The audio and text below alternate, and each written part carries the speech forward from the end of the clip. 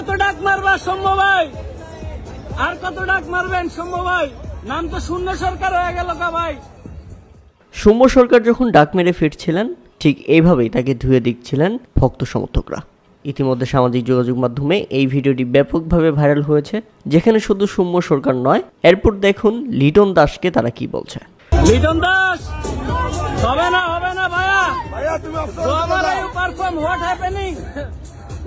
ওকে, লিটন দাসের পর বাদ যায়নি অধিনায়ক নাজমুল হোসেন শান্ত। নাজমুল হোসেন শান্ত যখন ডাক মেরে ফিরলেন তখন তাকেও ধুয়ে দিয়েছে এই সমর্থকরা।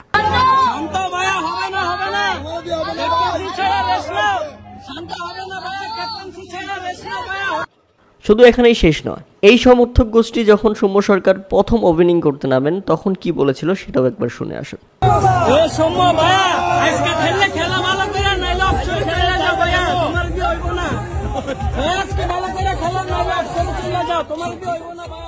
হ্যাঁ দর্শক, ঠিক এভাবেই সবাইকে ধুয়ে দিয়েছে এই সমর্থক এবং নিজের ফোনে রেকর্ড করেছে এবং সেটা সামাজিক যোগাযোগ মাধ্যমে এখন হু হু করে ভাইরাল হয়ে বেড়াচ্ছে।